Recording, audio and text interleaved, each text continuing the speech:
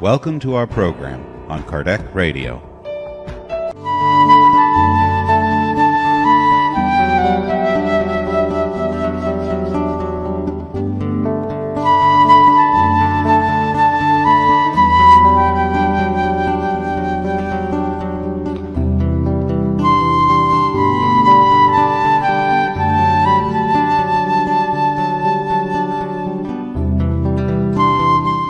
So let's close our eyes, elevating our thoughts to God, asking for our mentors and the good spirits to be with us, to harmonize the place of our houses and prepare ourselves so we can all receive this beautiful message from the book of spirits about God. Let's ask our mentors to help us to understand and internalize all the teachings, connecting with God, connecting with the good spirits, and opening ourselves to all the message, to all the good vibrations that we are going to receive tonight. So be it. So thank you all for being here tonight. We are excited to start this study of the book of the Spiritist book with you all. It's also a very exciting opportunity for me to be studying. You know, every time that we stop to organize a talk, it's a good opportunity for us to learn as well. So throughout this semester, we will be studying all the chapters of the Spiritist book. So the chapter one, the way that the Spiritist book is organized is by books, by parts. So the first part is called First Causes, and in this first part, Kardec talks about God, about the general elements of the universe, the creation, and the vital principle. If you all remember, the Spiritist book was the first book that was written by Kardec. And the story of this book is very interesting because actually when I said written by Kardec, it wasn't really written by him. It was more organized by him, because what he did was to write several questions to these spirits. And he actually sent these questions to different mediums throughout Europe. And so different mediums, they were asking the same questions to different spirits. And so basically Kardec, he received all those letters back, and, you know, he compared to see, you know, if the answers were similar, if there was like a trend of thought in the answers. And he ended up organizing this wonderful book for all of us. And so that's why you will see that in several slides, you know, throughout our studies, you will see that we will have lots of questions. It's because this is the way that the book was organized, with questions to these spirits. So I hope you all are as excited as we are to be studying this with you all. And today, as we mentioned, we will be studying a little bit about God. I know that some of you have already, you know, studied with us in the Get to Know Spiritism course.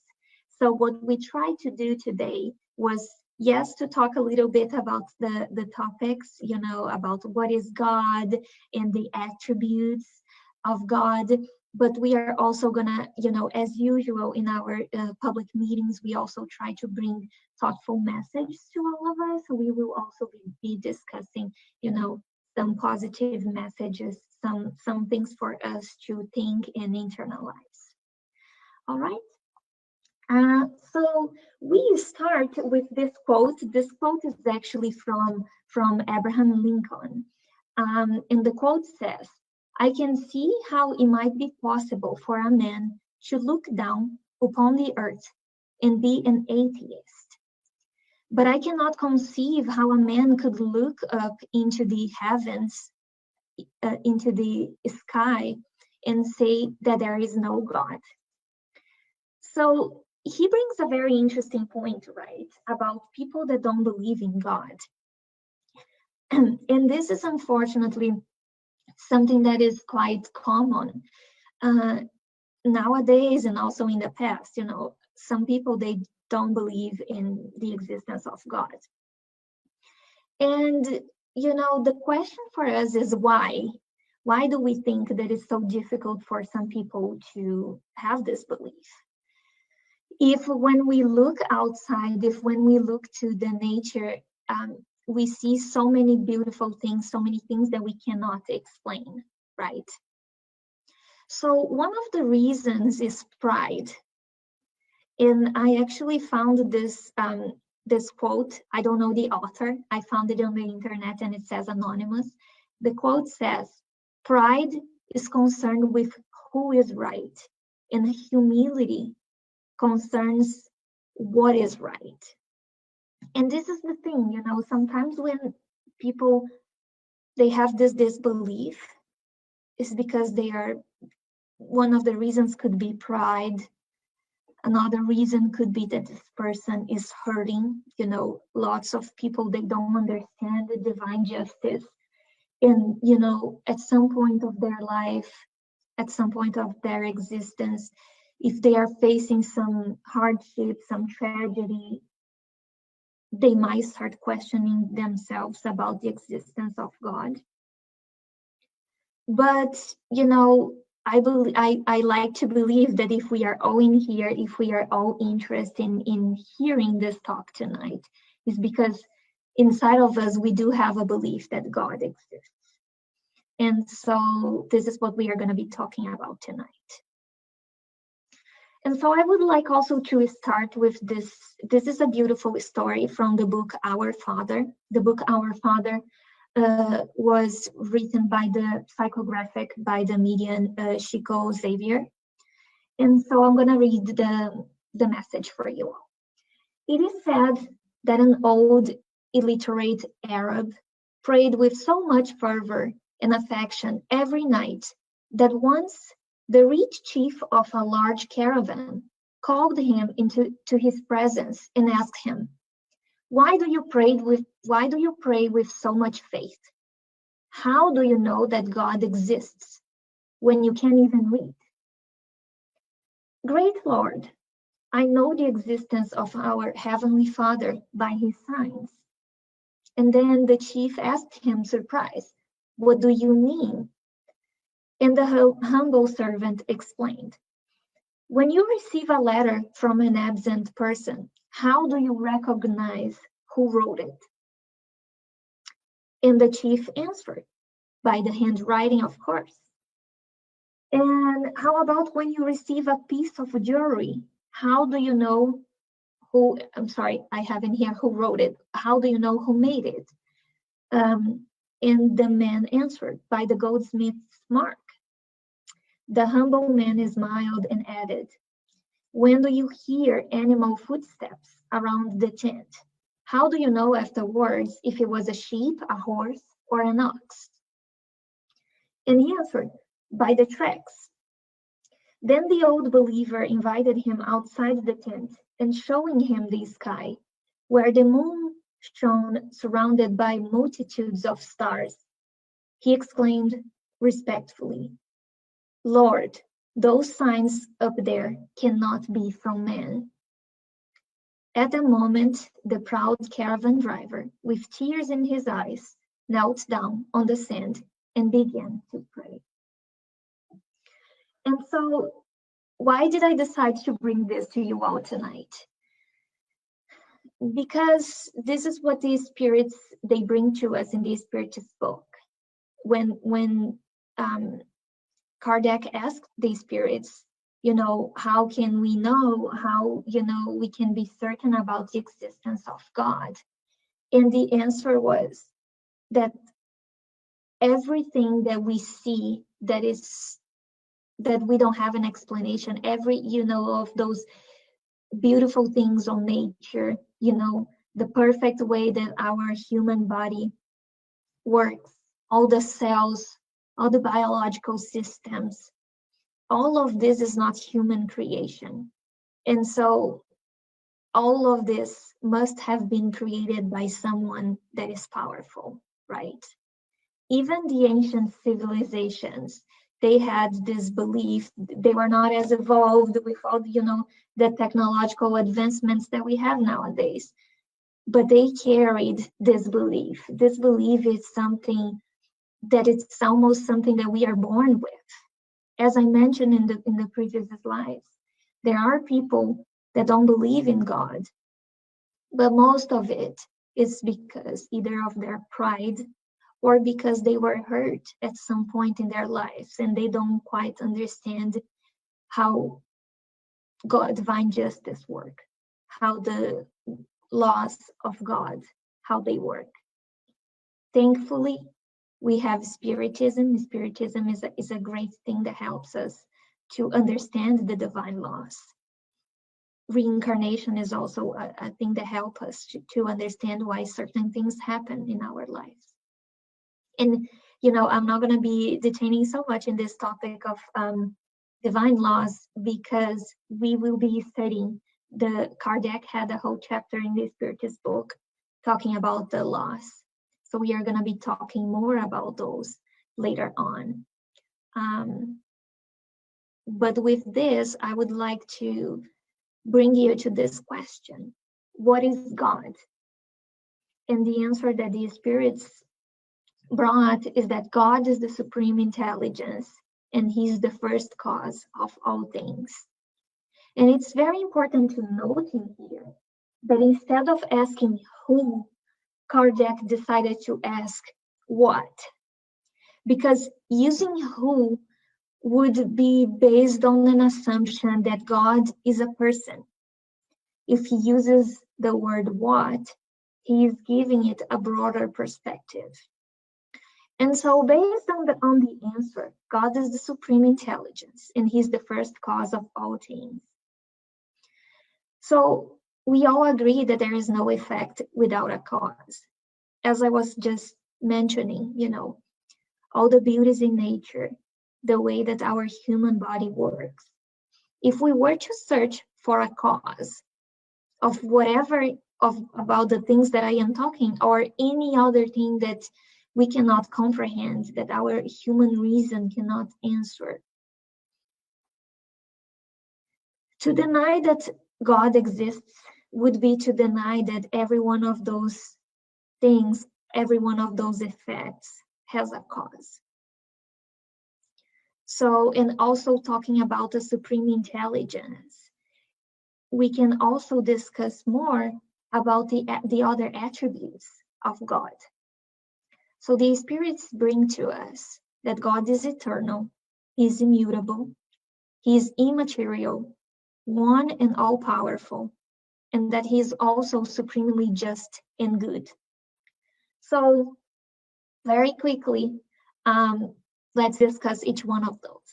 So eternal means that he has no beginning and that he will have no end. And this is interesting, right? Because if he were not to be eternal, so then who would have created God?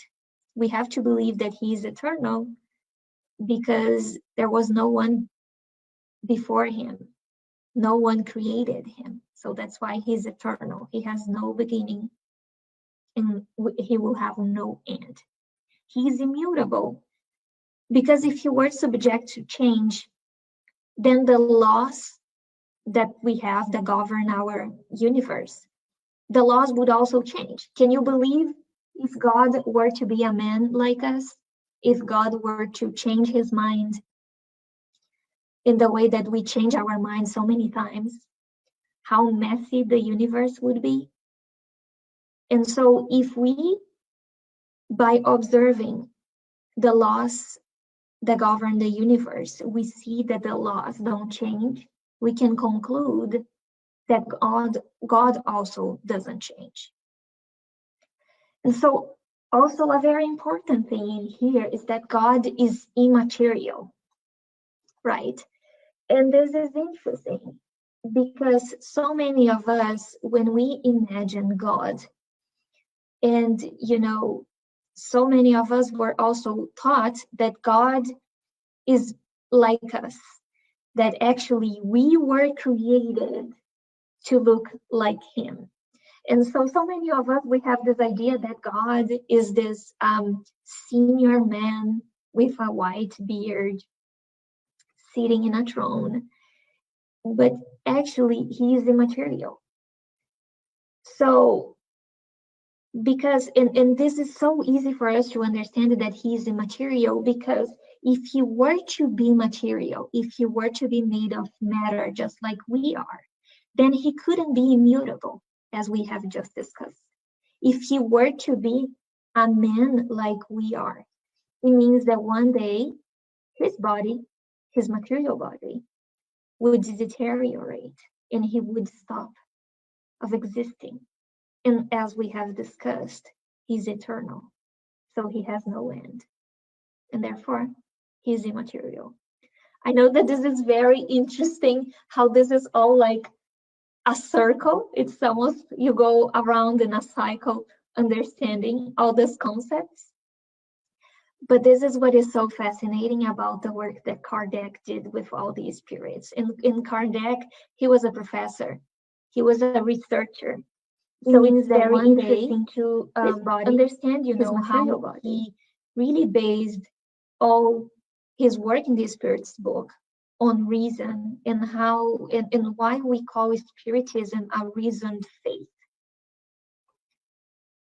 So moving along, He is one and all-powerful. So first of all, there is only one God. I know that in the previous week when we were studying the plurality of worlds with Ana Lucia in the previous Tuesday, we talked also about, the different degrees of evolution of spirits.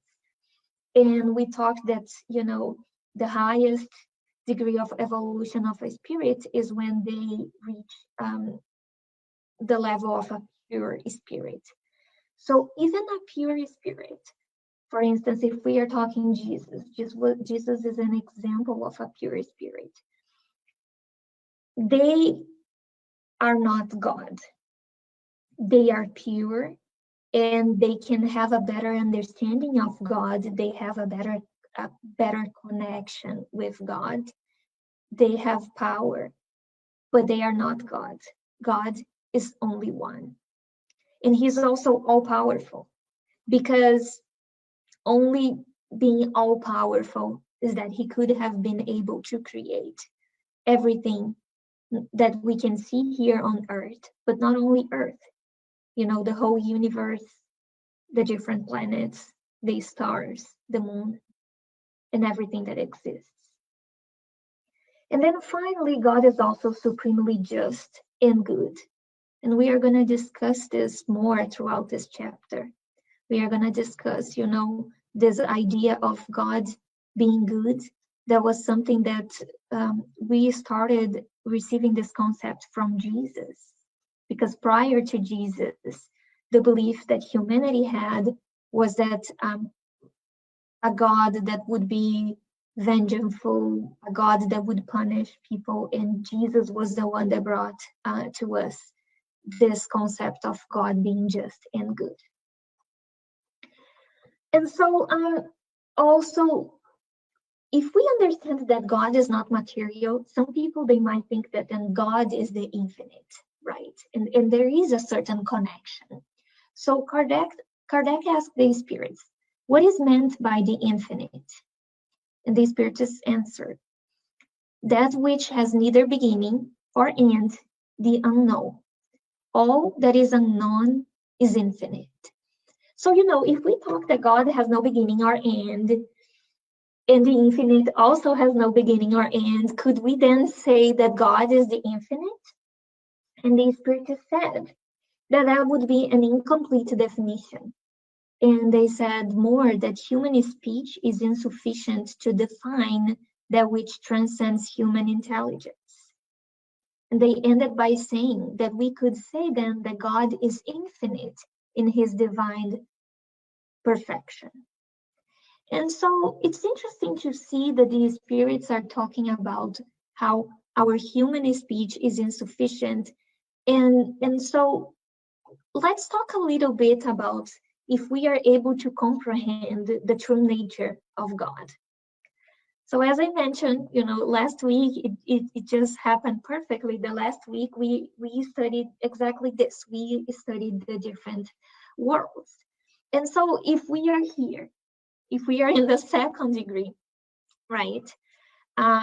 If we are in the beginning of all this scale, do you think that we could really comprehend the true nature of what God is? And so Kardec, finally, he asked these spirits, so if we are not yet able to comprehend, when are we going to comprehend? And the Spiritist said that when men have finally purified themselves enough to be able to approach God, then they will see and comprehend God. And so I heard once this little analogy, and I found it was fascinating. So let's consider that you have a 3-year-old son or daughter. Okay, so let's say it's a daughter. And she approached you and she asks how she was born. Do you think that if you sit down with your 3-year-old daughter and you explain the whole process, the biological process of how, things happen, how she was conceived, do you think that she's going to, let's put like this is an awkward conversation to have with a kid. Let's put all of that aside. Let's just try to focus. If we were to use, the biological terms and everything, do you think that a 3-year-old would be able to understand what you were explaining, and she would be able to process all the little details? She would be able to comprehend the terms that you were using? No, right? We can. Yeah, I think we can all agree. And so when these spirits, they bring this to us, that we cannot yet comprehend, what God really is, it's the same thing. It's the same thing, they say, as it was said in this other slide in here, that not even the human speech would be sufficient so they could explain to us. And so this is fascinating. But I think it's important for us to sometimes, to step aside of this whole idea that trying to really understand what is God, to maybe try to improve our relationship with Him. Because really, why do we need to know more than what we already know, right? And so it's interesting to see that Jesus brought this idea of a loving Father, because before Jesus, if we look at the history of mankind, we can see that we had a different perception about God. In the beginning of the time, man considered that the nature, the phenomena of nature, like the thunder, would be a god. And they actually had, they had like the god of thunder, and they had this idea of a God that was a warrior, a God that was vengeful, a God that was punishing people if you would not follow his rules, right? And it's interesting because all those different concepts, and even nowadays, if we try to understand some of the different religions that are out there, those concepts, those understandings of God, they exclude. So basically they say that if you don't follow their religion, if you don't follow their God, or their comprehension of what is God, then you are not his friend, therefore you are not going to be saved, right? And it's difficult for us to assimilate all of that. So because, during so many years, we were used to that understanding that, if something bad happened, maybe it's God punishing you because you were bad. When Jesus came and he brought this idea of a loving father, it was difficult for mankind to assimilate. It took us centuries to assimilate all of that. And sometimes, even nowadays, 2021 years after Jesus came, sometimes it's hard for us to still grasp that.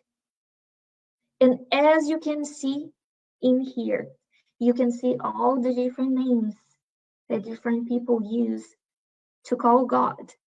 And here I have just some of them. I am sure that there are thousands more names out there. But in the end of the day, the idea that Jesus brought to us is that God is only one. It doesn't matter how you call him. God is only one, and he's a loving father for us.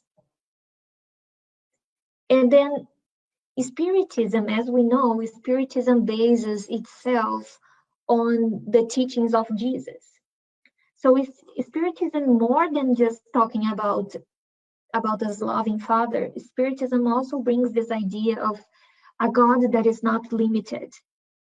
It's not limited to a certain religion, to humanity, or even to planet Earth. So Spiritism, believing in the risen faith, it understands that the concept of God is not exclusivist. It's not something that belongs only to the Spiritists. It's not something that belongs only to the Catholics. And if you don't follow their rules, therefore, you are excluded from God's company, or God is not gonna, help you with your prayers and help you when you are enduring hardships and all of that. But it's interesting. It's very interesting the way that Spiritism talks about, different beliefs. Because in the same way that Spiritism doesn't want us to force our beliefs into anyone else, because Spiritism says that we all are in different stages of our evolution. So if my friend doesn't have the same beliefs as I do, if my friend doesn't believe in reincarnation, it's fine. I don't need to convince him, because I accept him by what he is, by who he is. And at this point of his evolution, he has that belief. Maybe the more that he will evolve, he will change that. But then, this also brings us the idea of, people from other beliefs, people that are from different religions, when they try to impose their beliefs on us. And I'm sorry, I'm gonna quote in here. I was a couple days ago, I was watching a YouTube talk by this Brazilian, he's a Spiritist speaker. His name is Rosandro Klinge, or I'm sorry, I might not be getting his last name right. And he was talking about, one day he was on a plane and he was talking with two Christian friends, like a couple that were sitting right next to him. And they were talking about doing charity and blah, blah. And then when at some point of the conversation, he shared that he is a Spiritist, people look at him like with an interesting look. And then he explained, I believe in Jesus just like you do. I practice good just like you do. I want my neighbor to be happy. I want, peace for humanity just like you do. But he said something in this talk that really, stayed inside of me. That he said that when people, they try to preach about their religions to us, to them, their religion is the most precious thing that they have. And so we shouldn't really take offense when, if we have a friend that is trying to convince us of something else, because for them, that is a precious thing. And if they are trying to share that preciousness with you, this is actually, a good thing. This is a sign that they care about you, right? And so in the end of the day, you don't have to accept, you don't have to engage. I thought it was very interesting the way that Josandro put it. He said, you don't really have to engage, agree or disagree, because this is the answer. If we believe that God is not limited to a certain religion, that God is not even limited to humanity or planet Earth, we can all believe, we can all agree that, it doesn't matter what you call, if you are calling him on any of these names in here. In the end of the day, we are all sons and daughters of the same God. And as Josandro mentioned, if we believe in doing good, if we believe in peace, if we believe in improving ourselves, being, good people, so this is all that matters, right? So I hope that this message can be as powerful to you as it was to me when I first hear it. It was something that really stayed inside of me.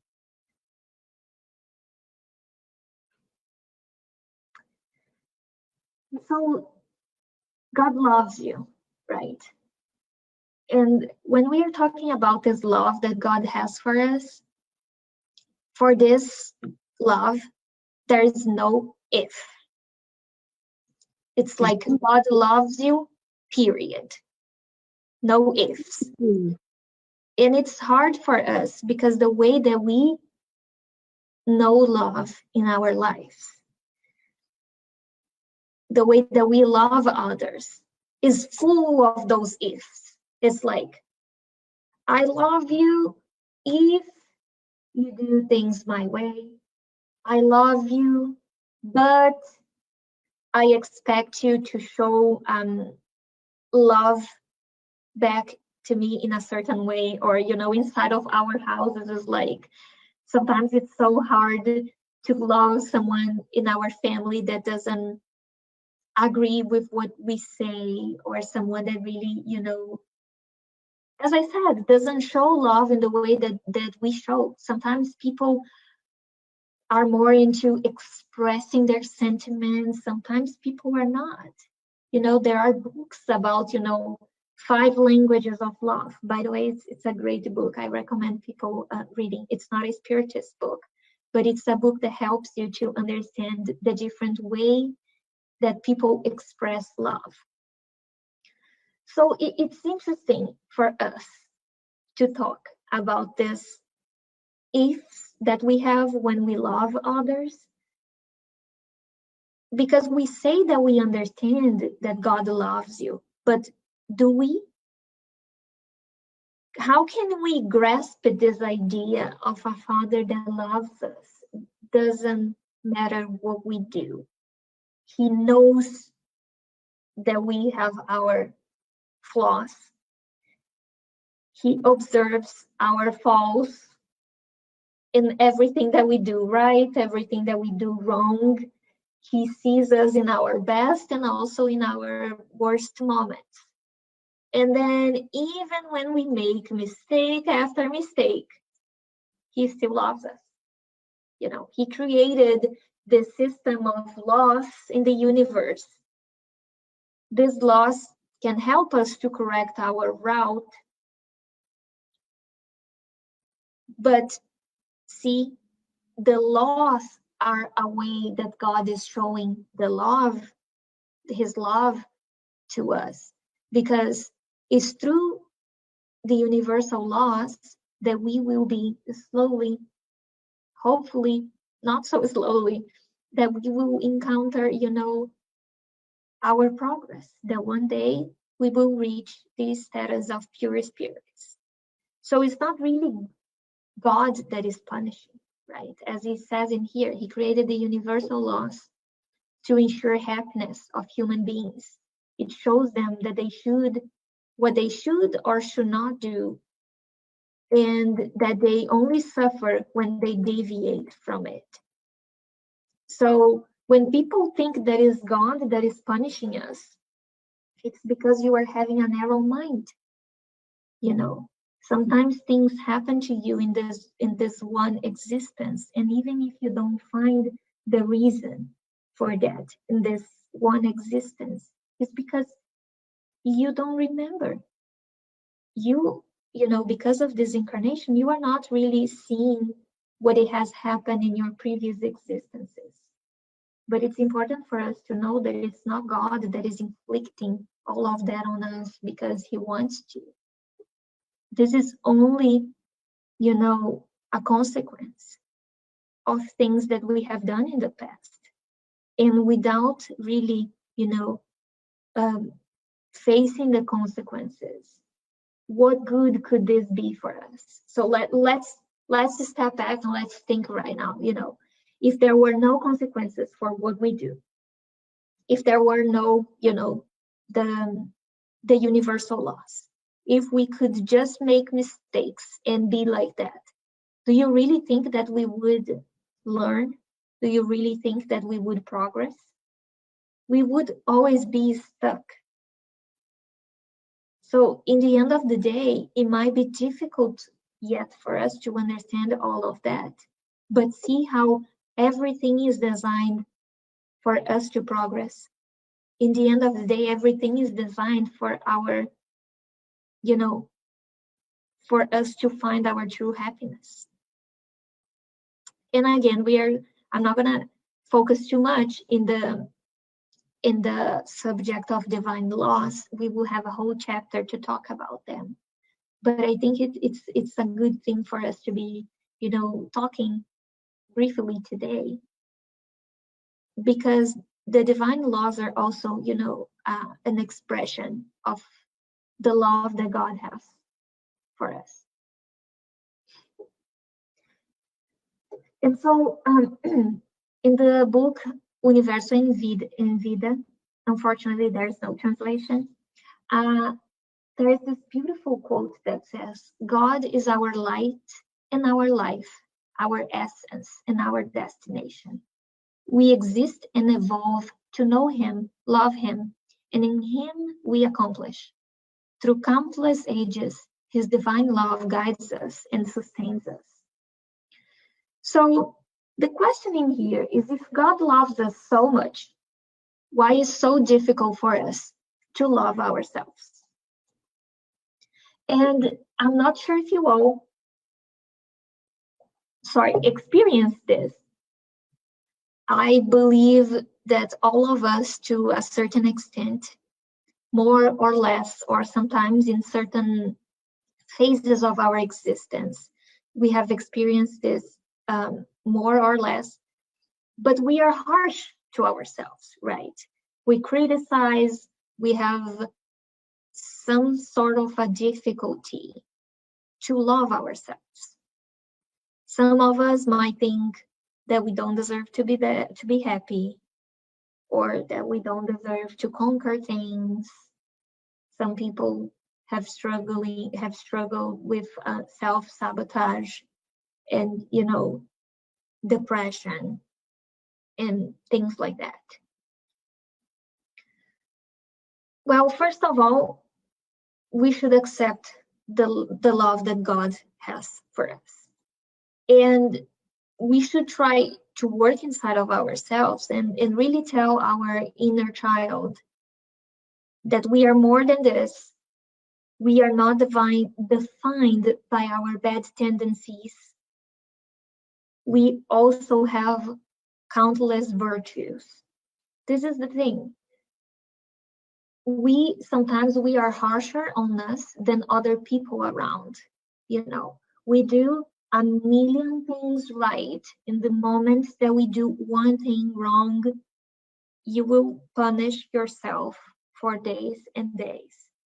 I can give you an example. I know it's a silly thing, but I am a perfectionist. If I do a million things right at work, I don't feel happy because I did a million things right. In the moment I do one thing wrong, a silly thing, my boss is not gonna even, make a case about it. But I will be torturing myself sometimes for the whole week because I made that little mistake. Why do I do that to myself? Why I let that small thing to define who I am? I am not looking at all those other things that I am doing right.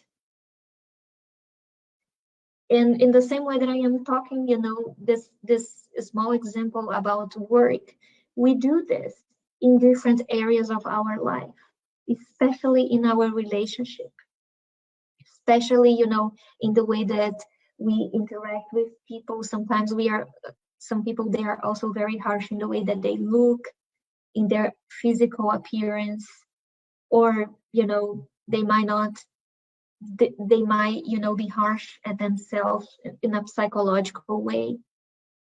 So the messaging here is for us to really understand that there is no way that this love from God, there is no way that this love will penetrate our heart if we don't accept it.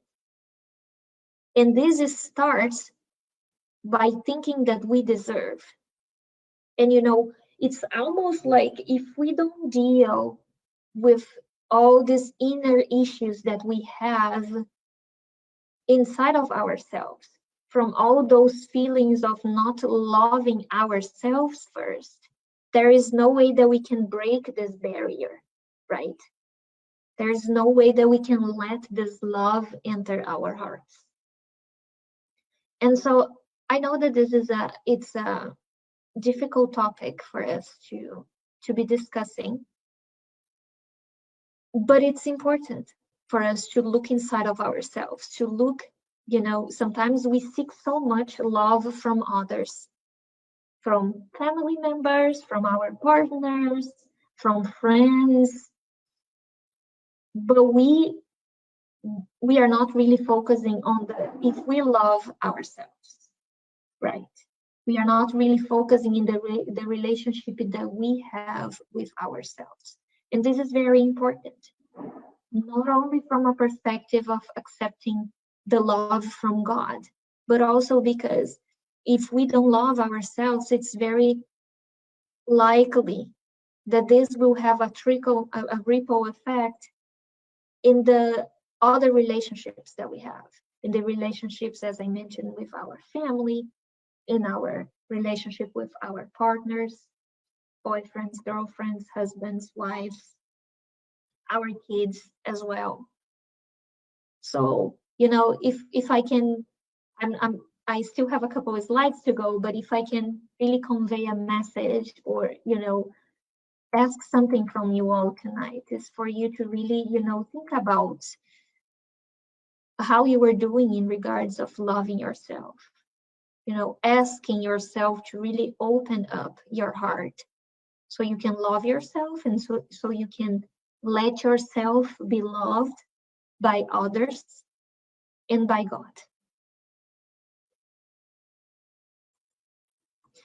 And so, since we are talking about this the subject of us being harsh at ourselves and in hardships and all of that, let's talk about being a worker of God. If I were to ask everyone in here if you are a worker of God, I would guess that some of you would say yes, I am, and some of you would say nothing. Because we think that to be a worker of God, we need a lot. We need to be doing so many things. But this is not true. As Paul said in Romans, he said, where sin multiplied, grace multiplied even more. It's beautiful, right?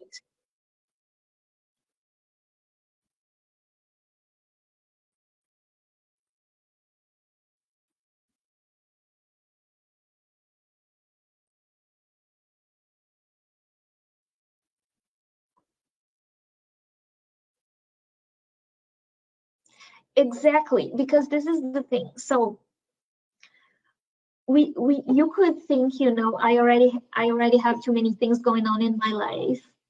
I don't have time to help others. Or, maybe if you would think like Paul, I have so many flaws. I don't think I am worthy of helping others. This is not true. And actually, when you are doing charity, why do we talk so much about charity in Spiritism? Do you ever realize that we are always talking about charity? Because charity is also a way of almost doing therapy, right? We were talking about really looking inside of us, really looking at our flaws and all of that. And every time we do charity here at Center, Cara, we have discussed this so many times, that you arrive, to do the work in the morning feeling one. Sometimes it's hard, your house is a mess, you have so many things going on. And when you end your work in that day, you always end the work with the feeling that your problems are nothing. Your problems are nothing, because you see that so many others are also going through their own pains. They are also going through their own hardships. And it's so fascinating how sometimes, we are over there giving out, breakfast to the homeless. And even though they don't have a home, they smile at you. They are kind at you.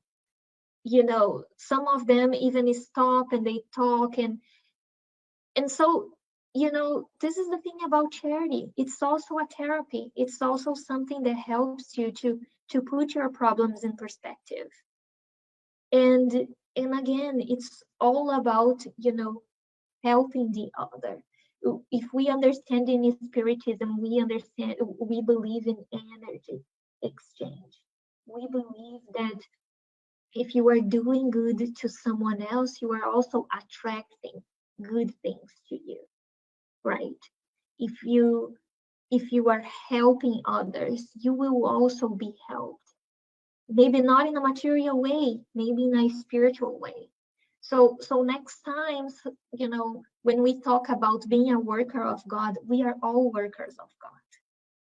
It could be through doing charity. It could be through the work that you do, your professional work, helping people, or, building things to help others. I don't know. You can find the reasoning for being a worker of God in so many things that we do.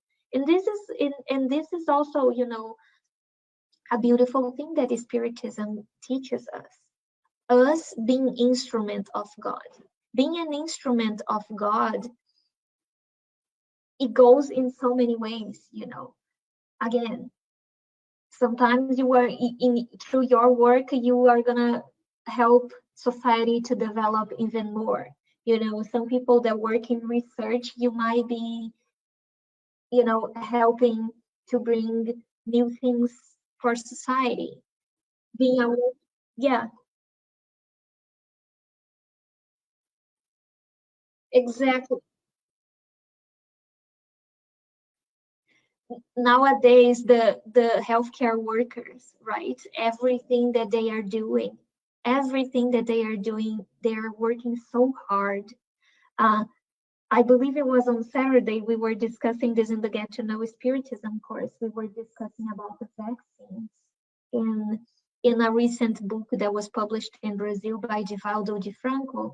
That book talks a lot about the pandemic and how the good spirits, they were really, really inspiring the researchers in coming up with a vaccine that could help us, as fast as they could. So, when we think about being a worker of God, it means something so broader.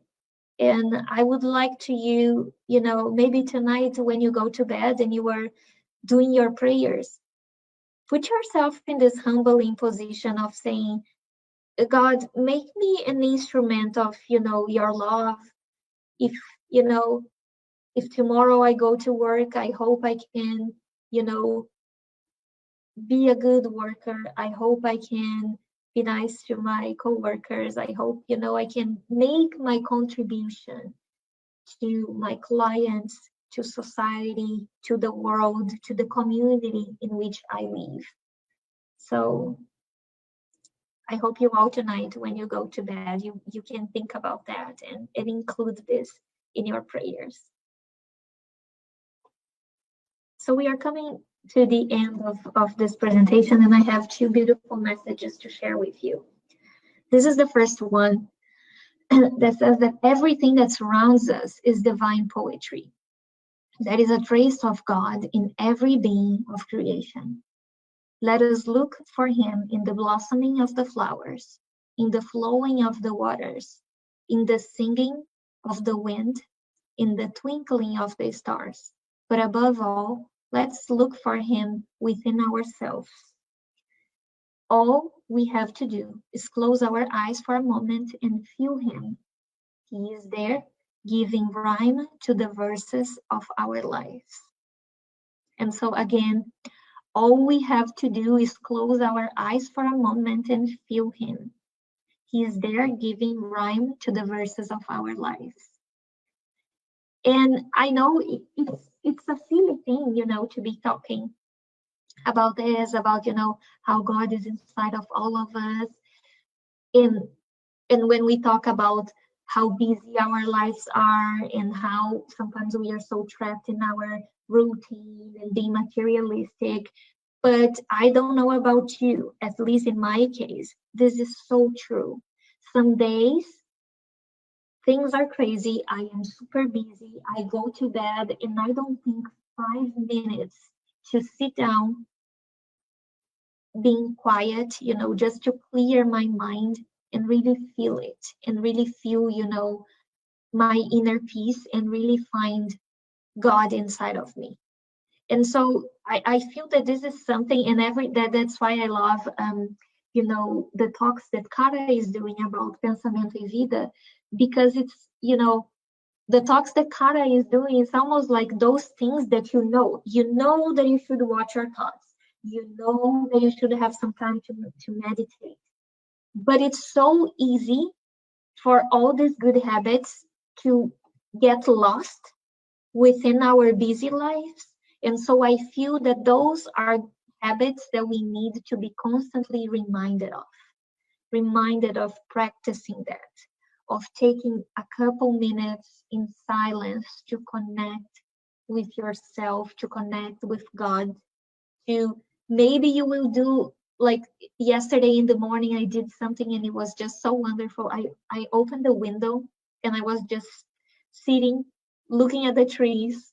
I was sipping a little bit of a tea, and I felt such a peace in doing that. And then when I read this verse, I am like, I need to put this in the presentation because, this verse is talking about the poetry that we can find in creation, in looking at the flowers, at nature. And I felt that yesterday in the morning when I was just like looking at the trees outside. So this is an invitation for you, to take 2 or 3 minutes every day to really focus on that, to really work in your, spiritual advancement, because we are all busy, but I am sure that we could spare at least 5 minutes to really do that. And then finally, I would like to end with this beautiful message. And it's actually an invitation saying, live in such a way that you are perfectly in tune with God's blessings, wherever you are and whatever you do, until you can affirm one day, as Jesus elucidated, the Father and I are one. And so thank you all. I'm gonna now start the path treatment. So if you have some water around you, please grab it, or otherwise I'm just gonna give you some moments to go ahead and grab some water and put on the table right next to you. Thank you, Andy. Such a beautiful way to study the Spirit's book. I really, really enjoyed it. Thank you so much. Thank you, Anna. Let's prepare ourselves now for the moment of the passes and the blessing of our water. Place by your side a container with clean water to be blessed and magnetized. Dear brothers and sisters, no matter where you are in this moment, what difficulties you're facing, Jesus is always ready to come to our help. Place yourself now in a comfortable position, one that facilitates concentration and receptivity. Breathe slowly and calmly. Inhale and exhale. Inhale and exhale. Fill your lungs with air and release slowly. Let the energy of tranquility and peace penetrate your lungs and circulate throughout your body. Your soul, in harmony with your body, feels peaceful and at peace. Let us think now about the passage of Jesus among us. In a beautiful and clear day, the golden rays of the sun illuminating the joyful landscape. Multicolored flowers, bouncing, chirping birds fill the landscape with optimism. The news of the cures brought a crowd of needy people around Jesus. Suddenly, Jesus appears, calm and serene. His white tunic is light and long all the way up to his feet. At the sunset, all those who were sick and affected by different diseases were brought to him, and Jesus, laying his hand on each one, healed them, as narrated in the Gospel of Luke. Let's mentalize now Jesus approaching us in this moment, placing his friendly hands on top of your head. Feel the presence of this divine master right with you, feeling like a waterfall of pure and crystalline waters start to fall from his hands, coming from his love to bathe you, falling on your head, streaming down your shoulders, bathing your whole entire being, bringing you peace, serenity, and balance, cleaning all impurities and pacifying yourself. Feel these waters bathing you, cleansing and purifying. Breathe. Now think of Jesus as a sun right before you, his light, his warmth, embracing you, enveloping you. Feel the healing emerging, emanating from Christ towards you. He hears your prayers. Trust him. His love is infinite. He is always by your side, protecting, offering everything you need. Trust him. Feel and absorb all these magnificent healing energies coming from Jesus in this moment. His light surrounds and embraces you. Feel these energies running throughout your body. Feel yourself re-energized, strengthened, and at peace. Dear Lord Jesus, our divine friend, extend your generous hands, Lord, and transform these waters into remedies for our physical and spiritual ailments. Hold us, Jesus, in your peace. Extend your vibrations of love for the benefit of my home, dear Lord. May peace, health, tranquility reign here with my family. We give thanks to you, Jesus, and pray that you stay with us today and always. Thank you, God.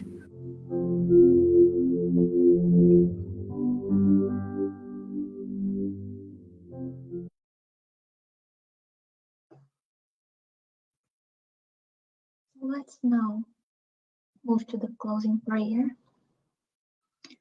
Dear Lord, as we gather here tonight in your name to learn more about you, your love, and your blessings, we ask you to help us to accept your love. We ask you to help us to work inside of ourselves so we can learn how to love ourselves. We can learn how to accept this love that you have for us. So we can learn and open ourselves to be your workers, to be an instrument of your peace, of your love within our community, within our friends and family. We ask you to harmonize our houses, to harmonize this group,